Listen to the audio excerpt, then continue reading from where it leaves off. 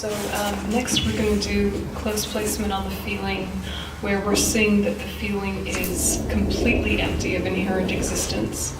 And in order to do that, we have to look at the way that it depends on many things.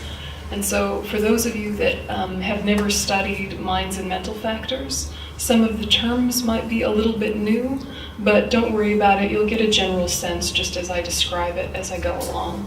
So I'll be saying things like, notice the way you label something triggers your movement of mind, and how that movement of mind triggers this and triggers that and triggers this and triggers that.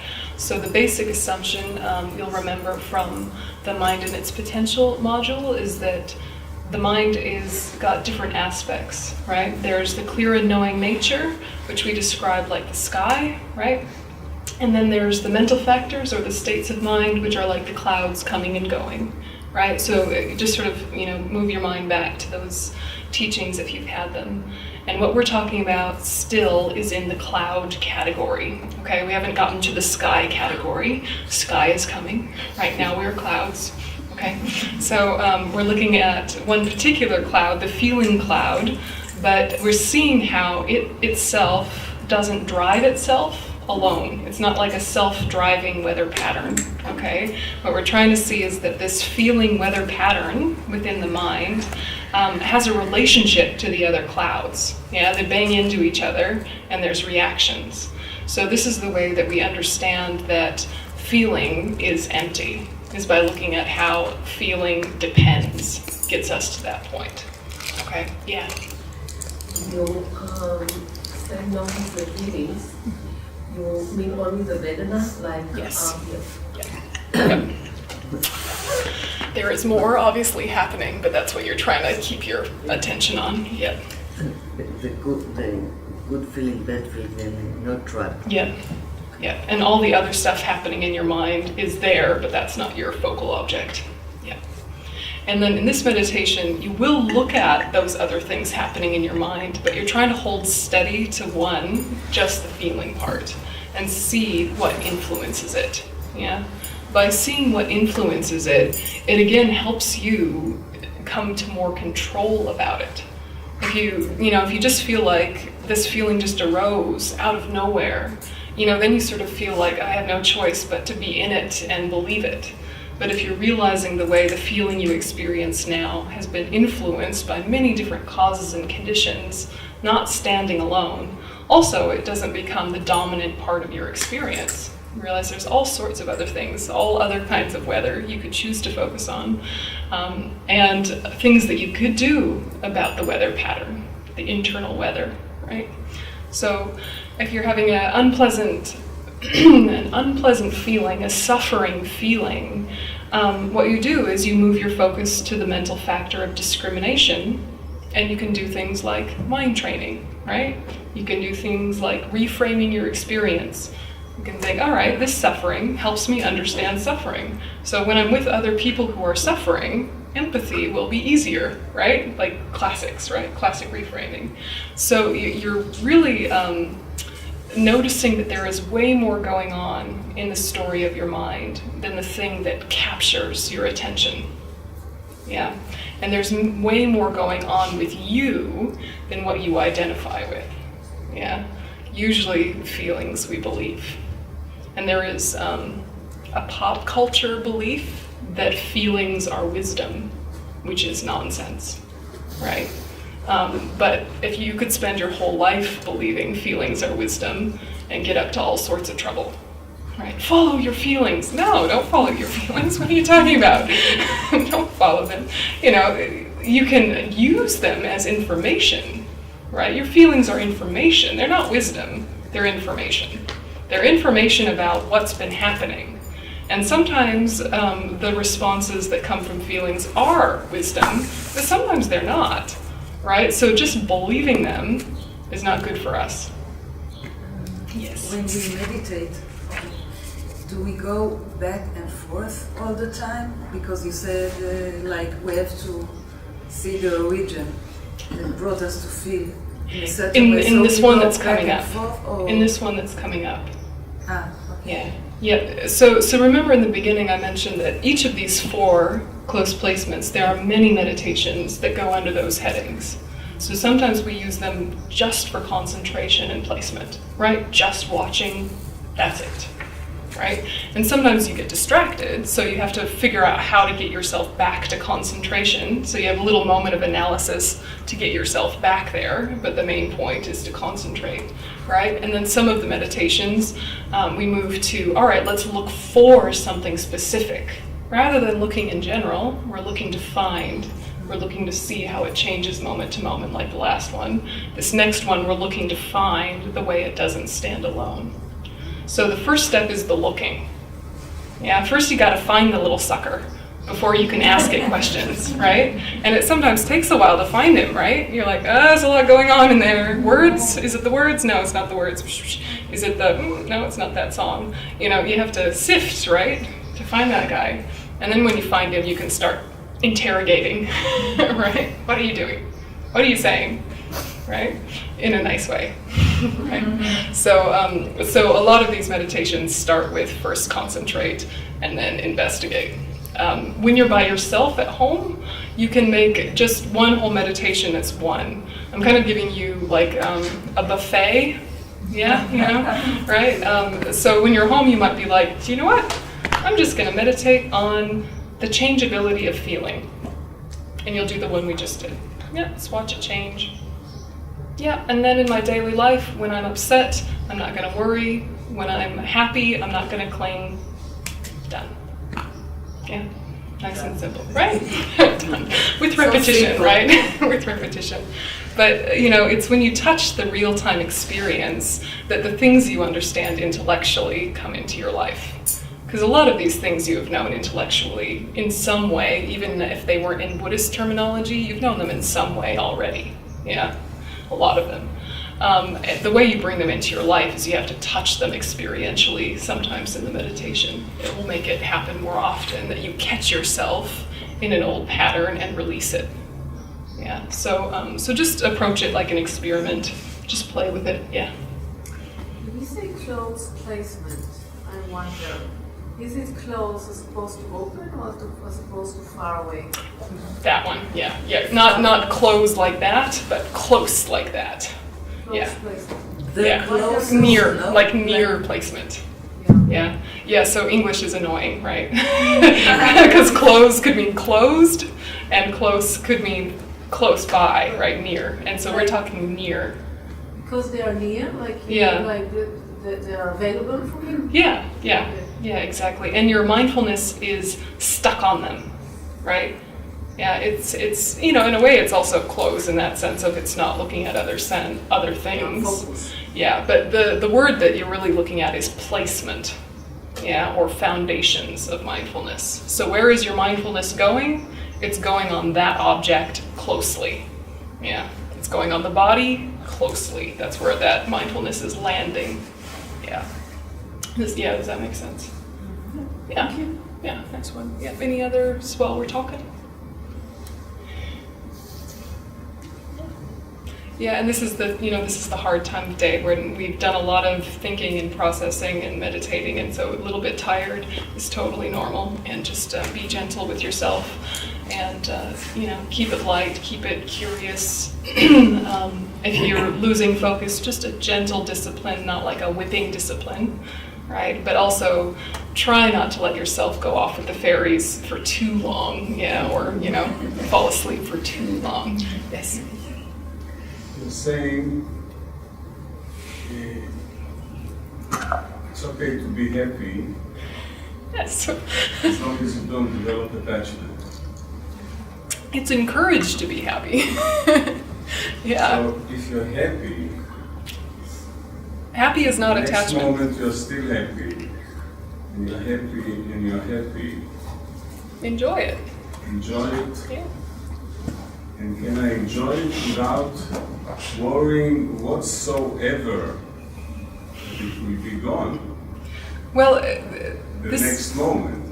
this is the thing is that at our level, of course, there will be this worry that the happiness will end, because it's true, the happiness will end at our level because it's contaminated with karma and disturbing emotions. What we're trying to do is to not give power to the object. right? So if we think this particular cushion is making me so happy because you're happy sitting there, then if someone comes and takes it, they also take your happiness, right? So what we're trying to say is that anytime you're happy, the things that triggered it are not the substantial cause for it. So don't give them the credit. Yeah, we can be happy with fewer and fewer things, and that's incredibly empowering, right? Even already, I'm sure, in some ways you've simplified your life from what it once was, but that hasn't decreased your level of happiness. It's probably increased it, yeah? Have you ever moved and got rid of a whole bunch of stuff, and it was sort of a wrench to get rid of it, and you're like, oh, but then when you were actually done, you were like, oh, that was great, yeah? Feel sort of free?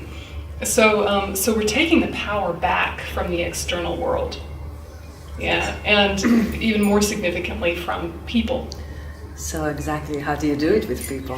Same way, exact same.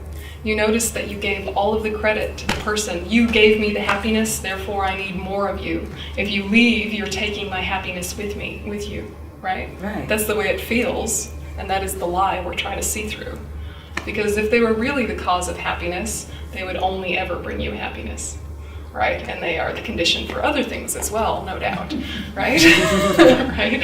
If they were the substantial cause for happiness, then they could only give you happiness, and they would be a stable kind of happiness, and you couldn't be happy without them, and you were happy whole other times when they weren't there, right? You know, it's just sort of unlocking the fact that it's always been very strongly influenced by your opinion about a scenario, whether it's brought you joy or not. And then you forget and think it was the scenario or the person. Oh, I was so happy in that job that one time. Was it the job? Was it only the job? Or was it your mental attitude towards the job and your mental attitude towards the people at that job? You know? What was it exactly that made the happiness? Was it just as simple as that? Same with the suffering. So when we do close placement on feeling, we're just trying to notice the gap and the chance for our immediate response to not lead to our habitual conclusion. Yeah? You're noticing that there is always a chance. Every moment there is a chance. And normally that little gap between I feel this, therefore my opinion is that, and the opinion is usually I need more of this or less of that, a push and a pull. As soon as you notice that little gap, then you take the power away from the object and back into you. Yeah, it's great. So the first step is just to catch there is this response which is different to my reaction. Yeah, the chance for choice is always there, but we miss it. So we have to sit with pulling things apart a little bit. Does that make it more clear or less clear? More More clear. clear, okay. Don't want to give too many words. We just use it as a tool. This is a tool to unlock you from your negative patterns. It's a tool, yeah. We didn't experience yet the tool, but if I think of it, whether I have a feeling or don't have a feeling, where is the gap? So you feel it or not? You always have a feeling. In every You moment say, there is feeling. Or maybe I didn't understand there is a gap between Feeling and your the reaction. response. and the reaction. Yeah, and your reaction. Yeah. I feel suffering, therefore I'm angry. Right? When you're not thinking about it, you think that there is a direct relationship with no choice. Because I feel suffering, I must be angry, or because I feel suffering, I must be depressed, that the relationship is locked, when in fact the relationship isn't locked. And there have been instances already, before you even met Buddhism, where you've proven that to yourself, but then you forget that you have that ability to unlock the association. Yeah? You can feel happy without getting attached to whatever it was that triggered it. You can, you have. You could more, right? You already have that ability. You're just reminding yourself that you do, so it happens more often. Yeah? These processes are increasing skills that you do already have. You just don't use them as often as you could. Yeah? Do you know what I mean, right? A little bit? You have moments of taking the power back, right? Yeah. Yeah, you can you can have these feelings arise without them having the same old conclusions. Yeah. Yeah. Will you maybe later distinguish between feelings or maybe emotions in the Buddhist view, vice versa, the Western view, or the psychology, Western psychology? Yeah, absolutely. Tomorrow we're doing close placement on mind and close placement on phenomena. And when we do close placement on phenomena, that comes up. Yeah, that comes up a lot because it's basically all the other phenomena besides feeling. Right. Yeah, but feeling's the biggest troublemaker, so we have to kind of like isolate him from the pack. It's been you. Right. Yeah. You say that there is a gap between the feeling that I'm suffering and the action that I'm doing. But I understood that you say that I can choose not to suffer. Also. Yeah, also. And there is no danger that somebody can be detached or even dissociate. There's a huge danger. Yeah, there's a huge danger of that. How the different? How you can? Don't be crazy, right? Yeah, like keep your common sense. So these are obviously meditations for people with a certain level of mental health, right? If someone who had schizophrenia or someone who had a severe mental illness, we would not teach them this meditation because that would happen. But I think that most of the people have some dissociation. Oh, sure, yeah. Absolutely. Yeah, absolutely. It's a very good point that you're making, but just the fact that you can articulate that means it's less of a danger for you. Yeah, if you notice yourself becoming disassociated, say don't. Not in the health and mental health. I mean that, there are people that lemon is always lemonades. That yeah. Okay. Yeah. So it's also, from my point of view, danger. Absolutely. Yeah, and that's not at all. So it's have to be some dialectical, and I didn't understood how you see the dialectical the difference. Connection between people. Yeah, how do you not become one of those weird people that's always smiling and everything's fine and you get sort of a shiny, crazy plastic look? Yeah, we also don't want that, right? Bless their hearts, they're lovely people, but, everyone's sort of like, oh, okay. Also that, that's one direction that's a danger. The other direction is completely disassociating and pretending that everything you're feeling isn't even happening and you're just, on another planet. That's a danger too. There is tools that can help me to distinguish between, because everyone can don't be connect with this feeling and make lemonade from the lemon, okay? It's not just the plastic. Yeah. So there is a tool or something that can help to make the distinction. Yeah, what we're doing now. But this is why we meditate on impermanence. Yeah, because it's not like you can force yourself out of this moment's suffering. This moment is already ripened, right? In this moment, if you're suffering, you're suffering. But what you do with your suffering dictates your next moment. Yes? So if you respond to your suffering differently than the way you've always responded to it, then your next moment transforms. And that's what I mean by choice. It's not like you can sort of like punch your feeling out. Yeah, it's not that. It's that when you respond to that present moment feeling differently, it creates a different future. Yeah, so that's the tiny distinction. So this is why when we're watching impermanence and watching change, we realize that happens even when we don't put effort into it. Yeah? So I have to feel the suffering before I let. No. It's what you're trying to do is decide that anything that arises, you can use. If there's happiness, you can use your happiness. If there's sadness, you can use your sadness. And none of it should trap you because all of it is moving. Yeah? So the sadness and the suffering shouldn't trigger aversion. Impermanence helps you understand that because it helps you understand it won't stay that way. even without effort, right? Even if you don't do mind training, the suffering will move on to something else, right? Then watching the changeability of the happiness, it helps you not cling when it arises, because you know even the best day, you couldn't force it to last just by praying or hoping, right? So even when there is no effort, the feelings change. How much more so when there is effort, right? So that first level of observation is just to kind of get a handle on what are we talking about. And then we're looking at the fact that there is always movement, which kind of empowers us to not be so worried or so fixated in this moment. And then we move to looking at the way things lack inherent existence, meaning that the meaning we attribute to things, there is more to the story. Yeah? Just the way you try to explain things to children, right? You start to explain things to yourself, that this moment isn't just this one thing you have an opinion about.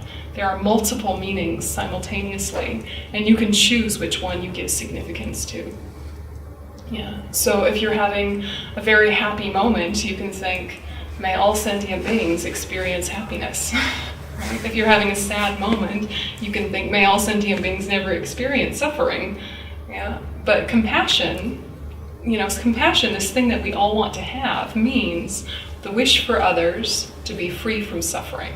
That means you have to understand what freedom is, and you have to understand what suffering is, right? So just, you're sitting with experience and using that sitting with experience as information to take on your path. And it's a gradual process. So it's hard to pitch a retreat in a way that's going to work for everyone, because there's so many different levels of study and practice and understanding. So you'll miss things. Everyone will miss things, and everyone will hopefully take something away. Don't feel like you have to understand everything all at once. Just hold the bits that do make sense to you, and know that this is a process. And there's these beautiful texts to revisit. There's the kindness of the recorder. There are other teachers who teach it differently that might work better for you. So this is like an introduction, for a lot of you. And those of you that have done it many times, I'm sure even if you've heard it a million times, there's still new bits to pick out each time, right? So it's a process. And when I approach teachings, right, I'm a teacher, but I go to teachings, right, I will be a crap teacher if I ever don't be a student, right? We have to be students forever, or else we'll be terrible teachers. And all of us in our life have a way that we're teachers and a way that we can be students, right? Whether we're formally that or not, right? If you think about your relationships.